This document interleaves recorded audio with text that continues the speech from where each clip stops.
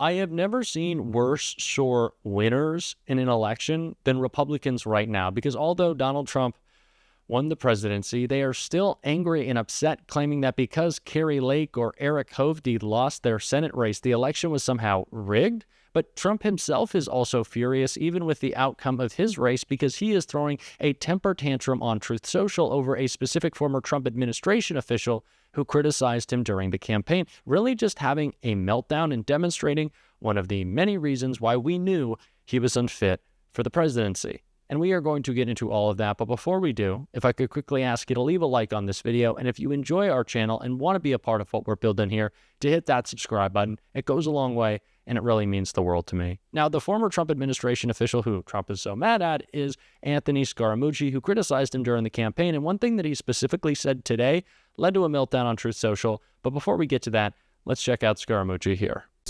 Do you think that you are affirmatively voting for the vice president, or do you think that you are voting against former President Trump, who was, of course, your former employer?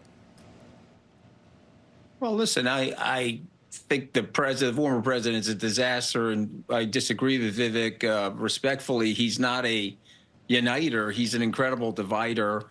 Just the way he talks about non-white immigrants in the United States with the language that people used in the 1930s in Germany is an example of the division. So certainly wouldn't vote for him, but I am voting for her because what Vivek's leaving out is the stock market's at an all-time high.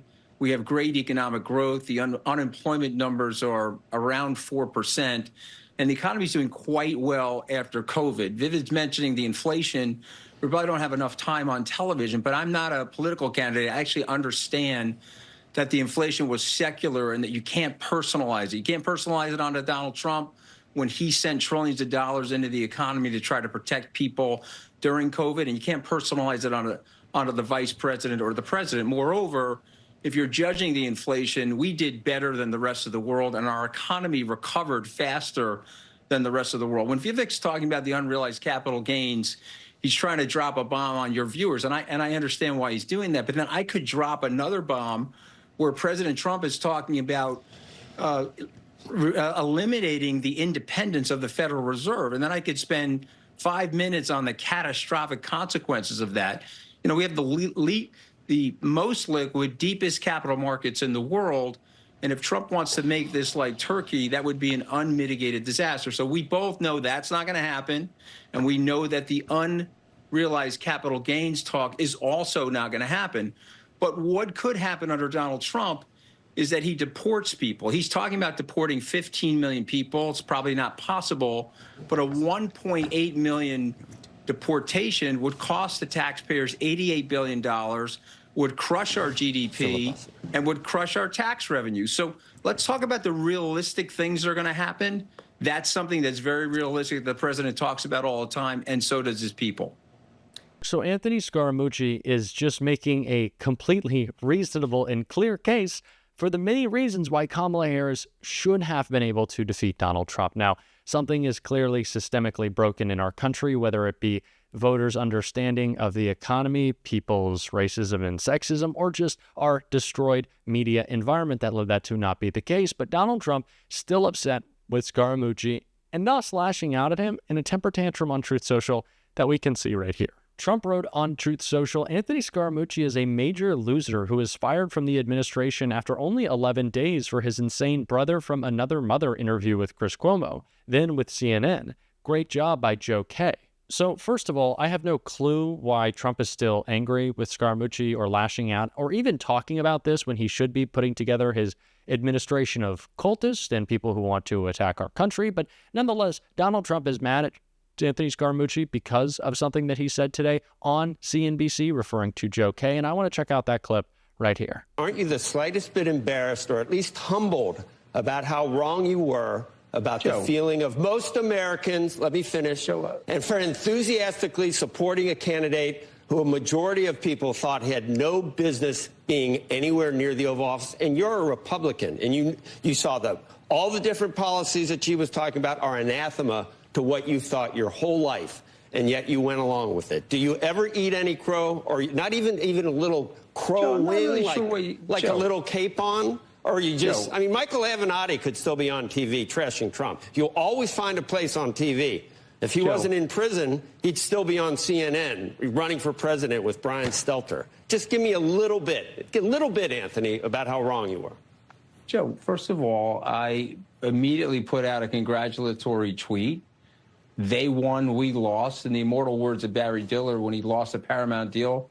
Next, Joe, what would you like me to do? Do you want me to get on bended knee before you? No, I thought you were going to start that it's going to... That's not even what America is about, Joe. We have a violent disagreement about lots of things related to Trump's personality. You like Trump. I was up close to Trump. I got to see the ugliest of what he is. And by the way, Joe, it's not just me. There were 40 of us that worked for the president that warned people. So I think he's been very good for your. I think he's been very good for your career, Anthony. I think he's been incredibly good. You're here, are you not? And you're going to be welcome anywhere you want to go. I think he's been very good for you, and you'll be able to live off this for another 4 years. Joe, why don't you calm down? Why don't you calm down a second, Joe? We know each other a long time. Are you saying that you and I can't disagree on somebody's personality? Is that what you're saying? And you're saying what I'm saying in terms of identifying those features and traits of the personality. You don't see those too, but you're choosing to ignore them? So this Trump stooge, this Trump lackey on CNBC who's saying that what Scaramucci is wrong or that he should take back what he said about Trump that was true of his flaws, his lack of character, because a majority of Americans elected him? Well, it's not even 50% because he won the presidency again. No, Donald Trump still has the same character flaws. He still had the same failures in his first administration. Those failures will be worse in a second. Just because he won doesn't mean it wasn't a mistake. Doesn't mean it wasn't bad. What's wrong won't hurt the country. I don't know what this stooge is saying, but this is what we should expect more and more from a media that is always supporting Donald Trump. Republicans want to say that it's liberally biased, but that couldn't be further from the truth. All we see is Trump stooges, and of course they'll be sucking up to him more out of fear of retribution. And those Trump stooges include Piers Morgan, who Anthony Scaramucci went off on when asked about his attacks on Donald Trump in this clip right here. Unlike Sean, who stayed loyal to Trump, you turned on him pretty savagely. Why? The guy, hold on a second. The guy went after my wife on Twitter. Okay, I gave the guy $1 million for his campaign. I gave him hundreds of hours of media advocacy. I said one thing he didn't like. It's okay to go after me. But my wife never did anything to the guy. He went after my wife. So maybe if he goes after your wife, Pierce, you'll be cool with it. And maybe Ted Cruz is cool with it. I'm not cool with it. Okay. And period, the end. So when you say why, you don't do that to a guy like me. I grew up in a blue collar family in an Italian-American neighborhood. You know, I got to go to Rayo's tonight. Okay. I could never look at my Italian friends the right way if I accepted that from Donald Trump. These people still work for us. We're still in a democracy. Maybe you'll invite me back and I'll be in an undisclosed location if we're not in a democracy anymore. Don't go after my wife on Twitter after I gave you $1 million, 2 years of advocacy after you fired me. You just don't do that to somebody like me, Pierce. And I just want to point out to Sean, he's dressing a lot better than he was in that first press conference. Because did you see the suit, Pierce? It was up in here, okay? And Sean has gone on to build a very successful career for himself, which we should be doing here in America. So I wish Sean well, and I'm glad he's doing well. But don't go after my wife. If you want to come after me, I got no problem with it. I'm a public figure. I can take it. And Pierce, let me tell you something. You're a friend of mine. If he went after your wife, I'd be standing in the bar with you, ready to take him on, okay? And that's just the way things are when you grow up in a neighborhood like mine. No, well, I grew up in an East Sussex village on the south coast of England, and we have exactly the same mentality. If you come for the wives, we come for you. It's very simple. That's why Roger Stone is texting me right now saying, hey, man, no hard feelings. I always was very fond of you. And I just texted him back in the middle of the show. Don't go after my wife, and we'll be just fine. And again, I wish the president well, but that's a very personal thing for me. This is who Donald Trump has always been and will always be. It is the reason why we made this case against him, for his complete lack of character, his love of personal insults and attacks, and his distraction from doing anything that would ever benefit anyone but himself. But of course, that's what the next 4 years will look like now.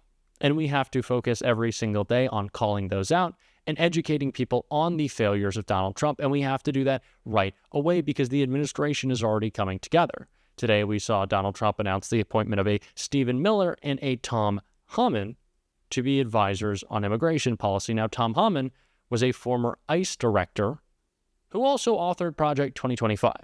Yes, the plan that Donald Trump said he knew nothing about, the plan that Donald Trump said was not connected to his campaign anymore, yet he just brought in the author of it for his immigration policy. An immigration policy that will target not only illegal immigrants, but legal immigrants Donald Trump wants to go after, like those in Springfield, Ohio, who are revitalizing that community and were wanting to be brought in by the business leaders who are seeing the success of their hard work in addition to the community. And that should scare us, especially with Tom Homan saying things like this. I've seen some of these Democratic governors say they're going to stand in the way. They're going to make it hard for us. Well, a suggestion: if you're not going to help us, get the hell out of the way, but we're going to do it. Already threatening Democratic governors, the enemies from within, as Donald Trump put them, to try to make our lives worse by enacting their immoral and economically disastrous mass deportation plan. Now, it's clear that Americans did not hear or it did not break through on Kamala Harris's economic agenda, how she would better their lives, how Donald Trump would hurt it. But we have to make sure it does now. Talking to people about the ways that this mass deportation plan is, again, not only economically disastrous, but immoral. We have to talk about those joining the Trump administration, their clear faults and failures, and how they will hurt you. That will be our job every single day, and we're certainly going to be doing it on this channel. And if you want to support that, as always, you can hit that subscribe button. You can leave a like on this video, and if you stuck around at the end, you can drop a blue heart in the comments. And until next time, I'll see you soon.